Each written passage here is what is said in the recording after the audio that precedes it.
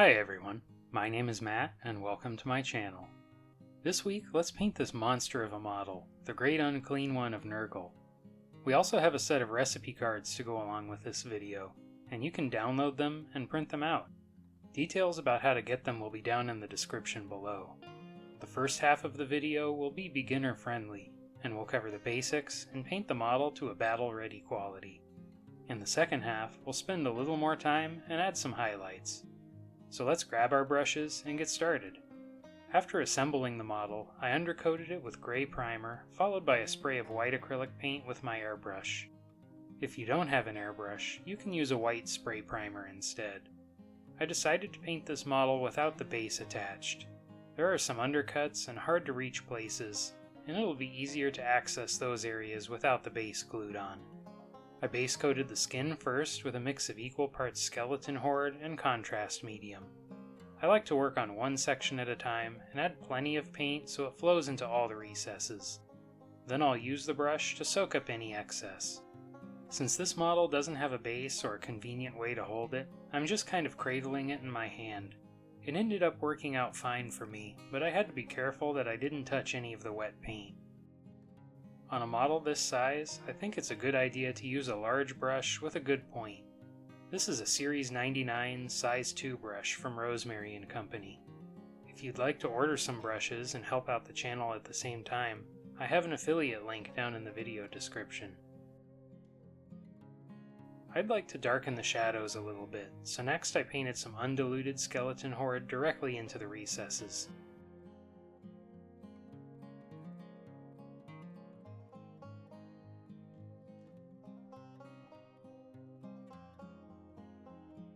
Let's add some purple color to the skin with Daemonette hide, and we'll use a blending technique. In a lot of other videos, I blend contrast paint using this method, and it works on opaque paints too. Apply some paint where you want the transition to be, rinse the brush, wipe it on a paper towel, and then use a clean, damp brush to blend out the edge. This can take some practice to get right, and if you aren't quick enough, you can often get rough spots or tide marks on the blended areas. I like to use this blending method in conjunction with glazes. Dilute the paint with water, and with very little paint on the brush, add a thin layer to the model. There's barely any paint coming off the brush, and notice how quickly the paint dries. On some glazes, I like to blend out the edge. Paint a layer, rinse the brush, wipe it on a paper towel, and then use the clean brush to blend out the edge. Paint a few layers, one on top of the other, and build up the color wherever it's needed to make the blend look smoother. Check out this video here for more tips on glazing. Next I shaded the purple areas with Druchii Violet, and while the paint was still wet, I blended out the edge. Apply some paint where you want the transition to be, rinse the brush, wipe it on a paper towel, and then use the clean, damp brush to blend out the edge.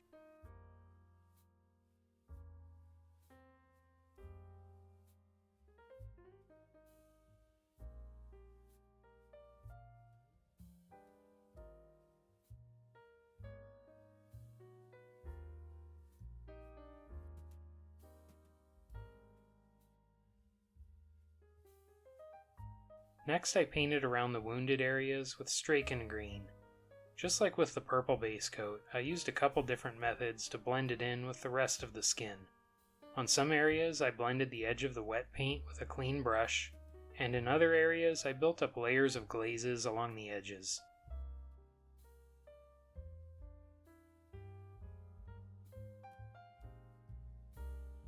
I shaded the green areas next with Croak green, and I blended out the edges as needed. Croak green is fairly weak and transparent, and I find that I need to do less blending with this color compared to a paint with stronger pigment. After the first layer of paint dried, I added a second layer closer towards the edges of the wounds to build up the depth.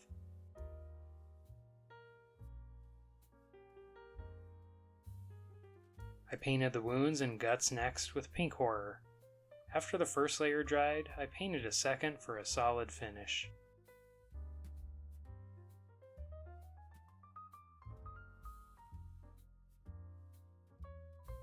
I also added some color to the lips and around the eyes with a couple thin glazes.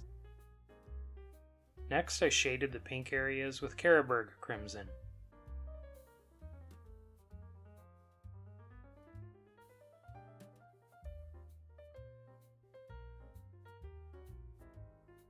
I painted the tentacles with Ahriman Blue, and after the first layer dried, I painted a second.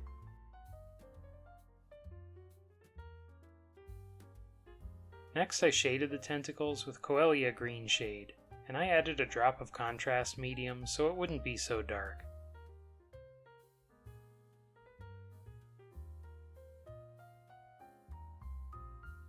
Next, I touched up the nails with Bonewhite, and after the first layer dried, I painted a second for a solid finish.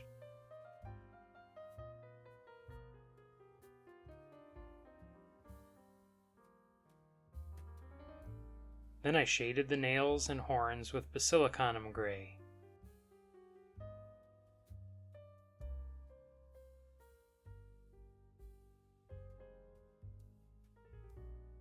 After the first layer dried, I added a second layer to darken the ends of the horns.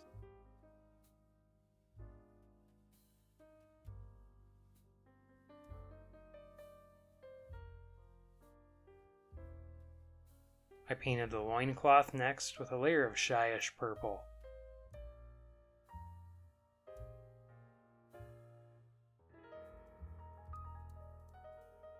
And I painted a layer of Gore-Grunta fur on the wood handle. Next I painted the bell and dagger handle with Runelord brass, and after the first layer dried, I painted a second for a bright, opaque finish.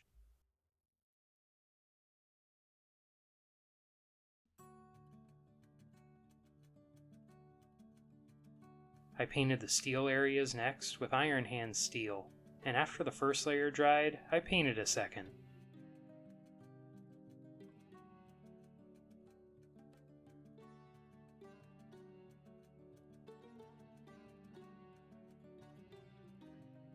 Next I shaded all the metal areas with a generous layer of Agrax Earthshade. You could paint a second layer if you want a darker finish.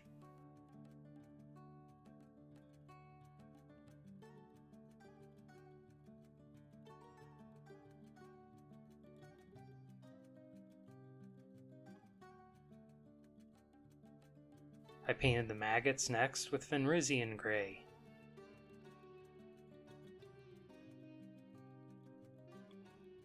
Then I shaded the maggots with Coelia Green Shade.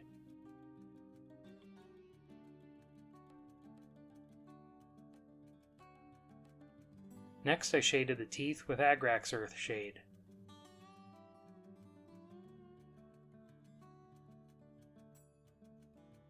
I painted the eyes and a couple of the boils next with Averland Sunset.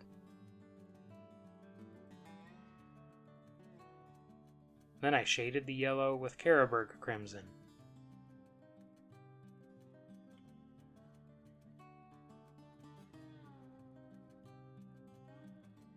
At this stage you could base the model and call it finished, but I'd like to add some extra details and highlights, so let's keep going. Let's work on the skin first with some glazes of Bonewhite. Dilute the paint with plenty of water, and with barely any paint on the brush, build up some thin layers to highlight the raised edges and smooth out any uneven areas. Depending on how dark the base coat dried, you might need more or fewer layers.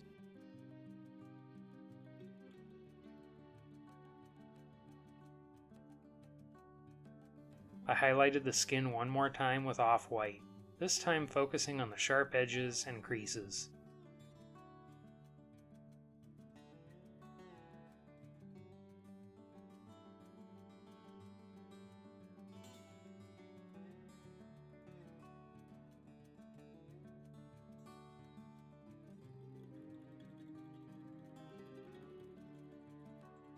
Next I highlighted the green areas with Straken green.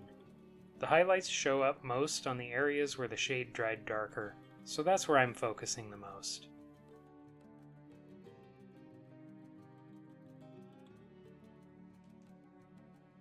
I highlighted the green areas one more time with a mix of 2 parts Straken green and 1 part Offwhite.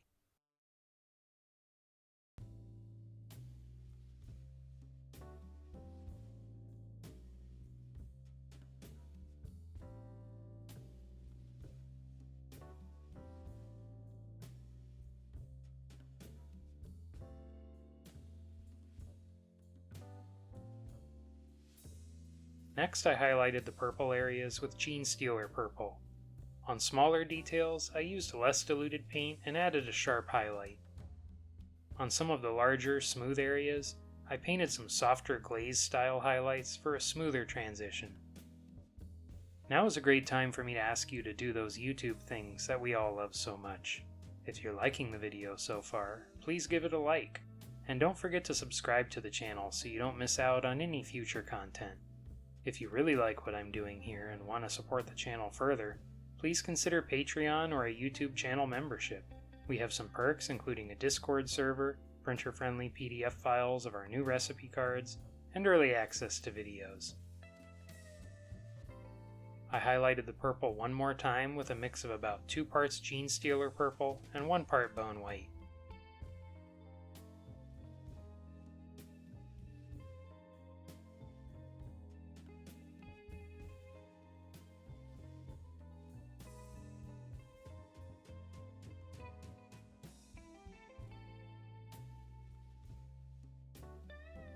Next I highlighted all the gore areas with Emperor's Children pink.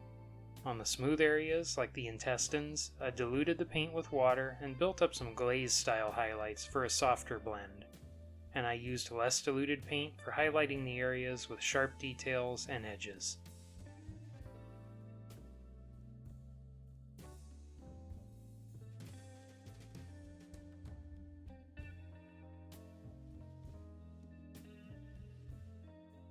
I highlighted the pink areas one more time with a mix of 2 parts pink and 1 part white.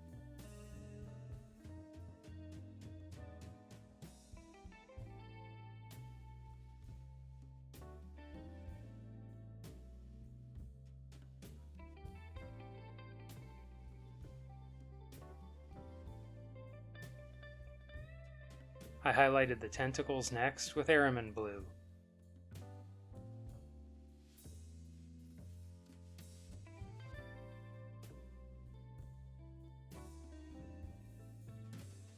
I highlighted the tentacles again with a mix of about 2 parts Ahriman blue and 1 part Offwhite.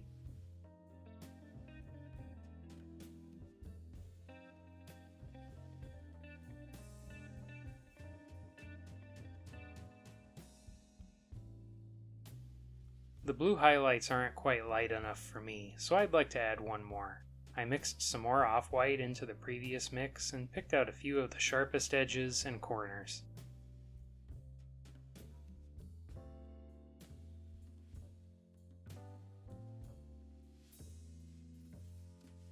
Next I highlighted the maggots with some lines of Fenrisian gray.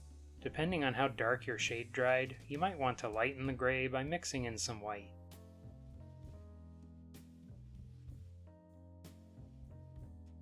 Next I highlighted the bottom half of the horns with a mix of about equal parts Stormvermin fur and Bonewhite.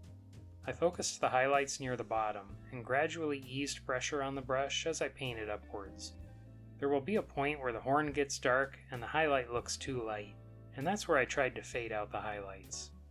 On my model, that was about halfway up the horns, but yours will vary depending on how dark the previous layers dried. I added some sharp highlights with Bonewhite on the base of the horns, as well as the nails and teeth.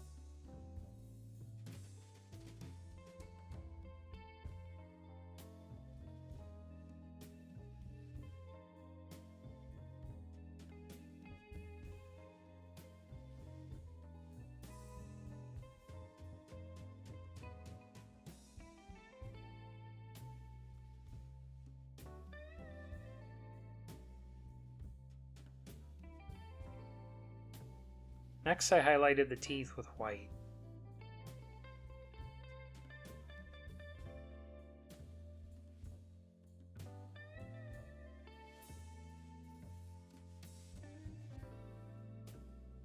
I painted the eyes next with Averland Sunset, leaving a dark outline.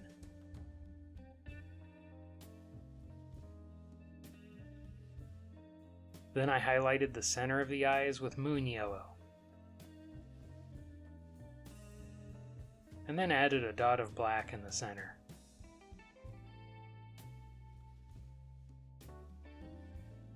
I highlighted the loincloth next with glazes of Screamer Pink, heavily diluted with water. Make sure to have very little paint on the brush. There's barely any paint going on the model, and notice how quickly the paint dries. Build up several layers, focusing each consecutive layer closer towards the edges and raised areas.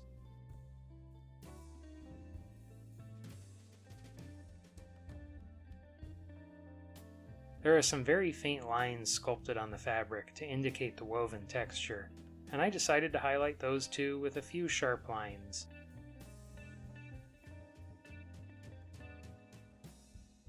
Then I used some less diluted paint and highlighted all the edges.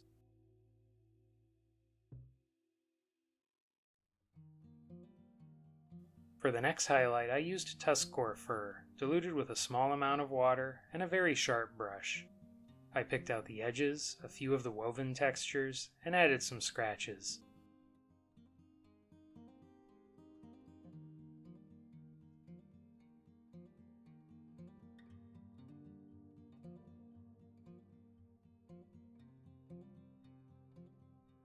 Next I added some rust to the steel with glazes of Mournfang brown, diluted with water. There are lots of different rust effect paints available, and you could use those if you want to. I added another layer to the rust with Troll Slayer orange. I diluted the paint with water and built up a couple glaze layers. I think it can be easy to overdo this part, so I like to add it sparingly. I like adding some turquoise oxidation whenever I paint brass, so next I built up a few glazes of Ahriman blue, diluted with plenty of water. Make sure you have very little paint on the brush, that way the paint dries quickly. If too much of the paint is allowed to pool, it can leave tide marks and an uneven finish when it dries. I like the way the oxidation looks, but the metal areas aren't quite dark enough for me, so I added a few glazes of black paint, diluted with water, and darkened some of the shadows.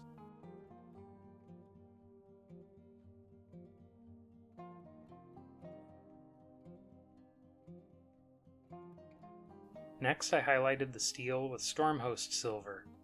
I like to use a sharp brush to add some scratches here and there, as well as pick out all the edges.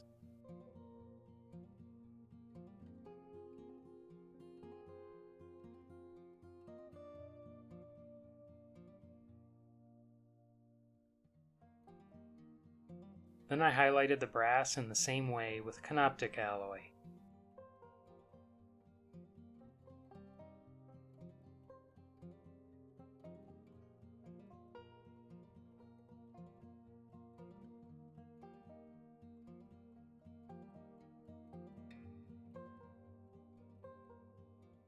I glued the model to the base, added some texture paste, and then painted it. If you'd like to see how I make my Nurgle bases, I cover the whole process in this video here. I'd like to give a big shout out to our supporters here on YouTube and Patreon. Thank you so much for your support, it really is a huge help. If you want to be like these amazing people and help support what I'm doing here, just click the join button down below or follow the Patreon link in the video description. Thank you. Painting this model reminded me how much I enjoy Nurgle. The models have a lot of variety, and there are so many opportunities for bright, vibrant colors. What would you like to see on the channel next? Drop a comment below and share your thoughts. Well, that's it for now. Thanks for watching, and until next time, happy painting!